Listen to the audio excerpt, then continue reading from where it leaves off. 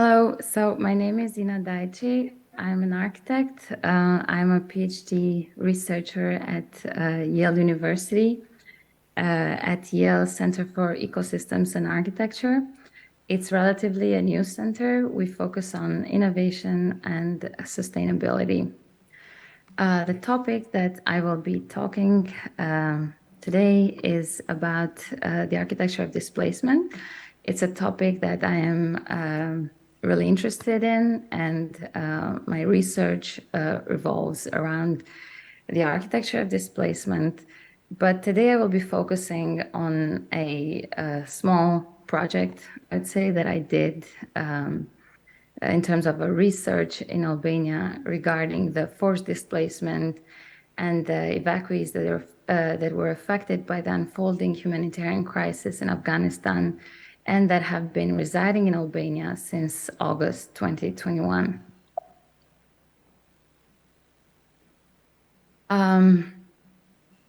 So the reason why I think it's crucial to talk about displacement when we talk about urban design, it is because this is a global crisis and it's increasing at an alarming rate, but it is never considered seriously, let's say, in urban design. And as a result, a lot of the refugee housing so far has resulted in settlements that are costly, inhumane, at odds with all the international conventions, and very often just very ineffective. The global refugee emergency demands for an architecture where human rights intertwine with the making of city. We are now living through the largest wave of human displacement worldwide. And as you can see in the graph at your left, we have reached the number of forcibly displaced people, about 100 million people. This number has doubled in the past decade. It's actually more than double. So this alarming increase is really reshaping how we think of refugee camps and how we think of our cities. How do we design cities that are not just new distillery machines of inequality, but rather, places where displaced people can integrate with existing urban fabric, and they can establish their identity within the cities that they move to. So what is the number of 100 million people? Displacement is not only described as in the term for refugees, but also asylum seekers. Refugees, of course, new refugees that are caused by new wars, people who flee from conflict, internal conflict that happen in many countries around the world. And in the last years, we have seen an increased number of people who flee because of the climate disasters. People who are fleeing from climate change, and especially this happens in the global south. There's also displacement that happens from rural to more urban areas, and these are internal within the countries. And this is a large number that it is caused by different factors that maybe as architects we cannot prevent, but what we can do is provide solutions for them that are not dehumanizing, such as the current response for refugee housing. So now let's zoom into the project that focuses in Albania. This was small research that I did last year in November, during fall, and it kind of finalized in November. And it's about the complex situation that the unfolding humanitarian crisis in Afghanistan reshaped how these people lived and their lives entirely. This image, I'm sure you are familiar with. It's from Kabul in Afghanistan in August of 2021, where hundreds of people were gathering around this U.S. Air Force to be able to flee their country. So immediately, the Albanian government announced to host and accommodate evacuees affected by the unfolding humanitarian crisis in Afghanistan. And only 1 month later, 2,000 refugees arrived in Albania. 40% of them were children. An effective response was designed for providing them shelter, food, aid, and even a non-formal educational program for children. So now we must realize that this is not the conventional situation for refugees, because usually they do not get the education or even the shelter and food or aid. So, but in this case, this is what happened. So these are two images that are quite interesting. This is on your left. This is a town in Albania. It's called Shëngjin, and it's a beach town. It's very populated during the summer. A lot of tourists, but also Albanian residents who go there to visit, and it's quite crowded. These buildings are mostly residential, but also some hotels and resorts. So on your right, there is a resort. It's called Raffaello Resort. It's quite a kitsch design, I must say, but all resorts are a little bit like that. But basically, we are now in context, and this is the housing that was provided for the people that came, for the displaced individuals. This is another picture from the resort, and as you can see, there's a Statue of Liberty, which a journalist in the New York Times did describe it as a very ironic regarding the destiny of the refugees whose dream is to migrate to the United States. So when I went there, it was a bit of the regular organization and systems, how they work and how they distribute aid and work and everything. So there were organizations that are not Albanian, but they were from Save the Children and UNICEF, who already set their program for them. And this is one of the playgrounds that, one of the spaces where children would play and spend most of their indoor time. This space specifically was originally the club, so it's like in the basement of the building. But this is an example of repurposing, which obviously it's not ideal and it's not the best, but the kids also could not spend a lot of time outside because they need constant surveillance and gardening. So they had to be most of the time inside, which for a lot of them was very traumatic due to the darkness of the room, and it reminded them of the previous shelters that they had been on. So what I tried to do with my research was gather information about the significance of the impact of placemaking on these displaced societies, to introduce the connection, the emotional connections that they had with the past environment and the new built environment. So how did this new housing reflect their being?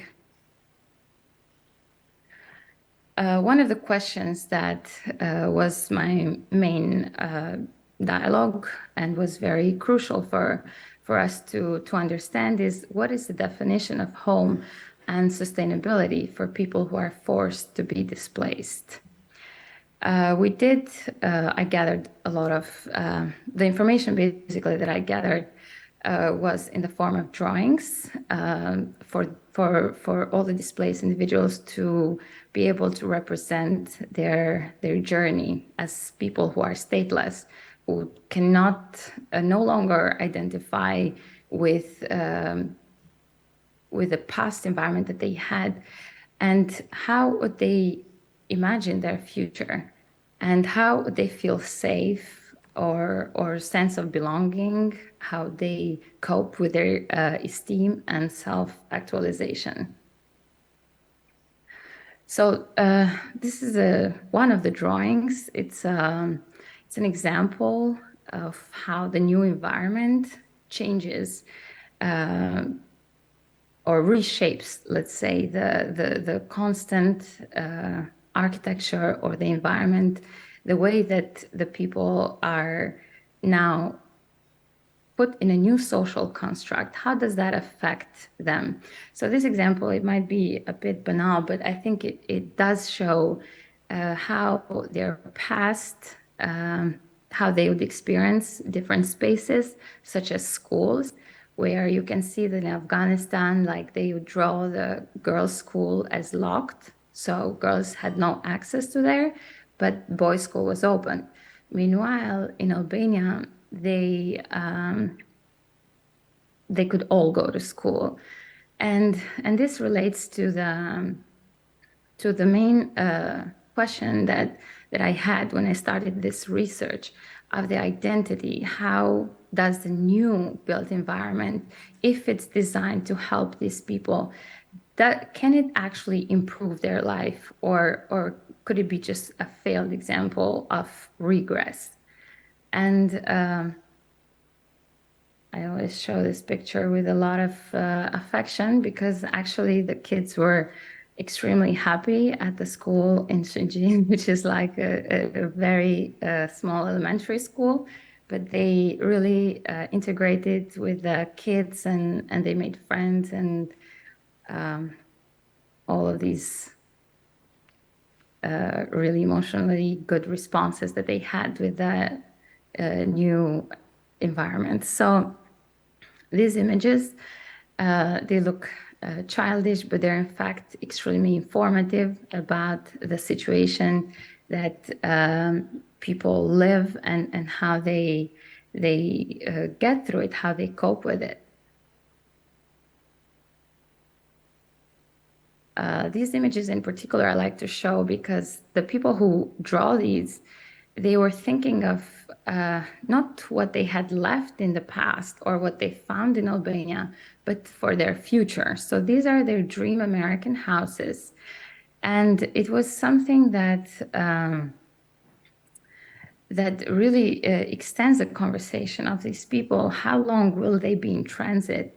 How many other generations of lost, of work and education and looking for means of survival are they? They did a lot of, they would express different things, of course. They would do a lot of work with psychologists which came to the center, and they would help. A lot of them were Albanian social workers, and they did a great job, especially with women, because for women, it was an entirely different environment since they were, let's say, more free in Albania. So the image on the left, it's a house, no lights, and that would express the displaced person's idea of never having a house because the lights are never on, but the world is much bigger because there is a moon. So other people were simply angry and would respond in let's say, more denunciation forms, where one of the men actually wrote that my country is my everything, but now I lost that. So a lot of people struggle with identifying in a new place, and especially if fleeing from conflicts such as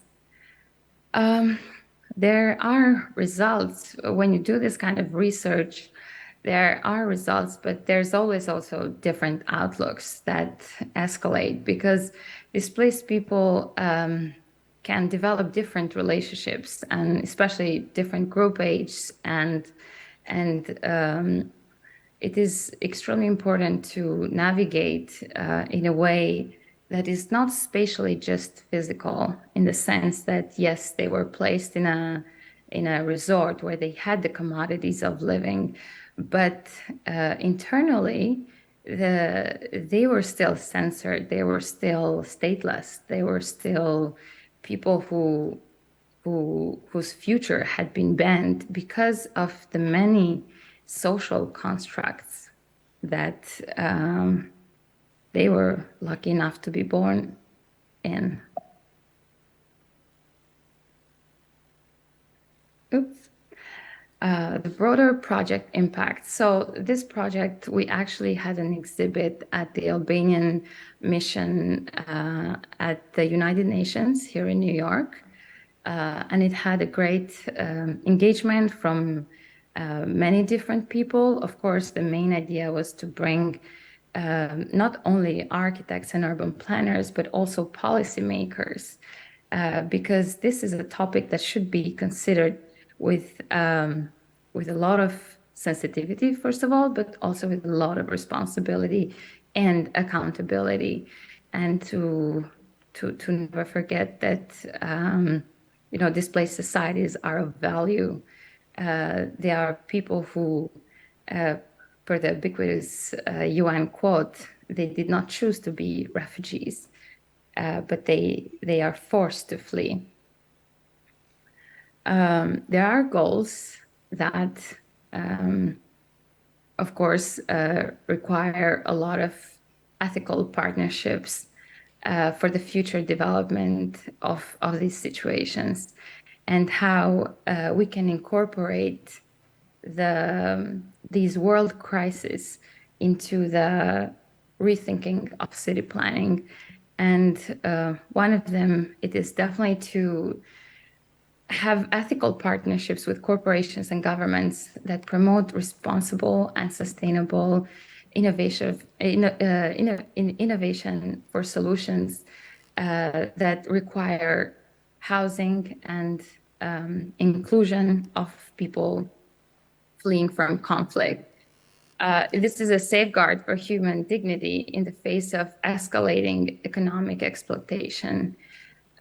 We must be sincere and also understand why these problems are created.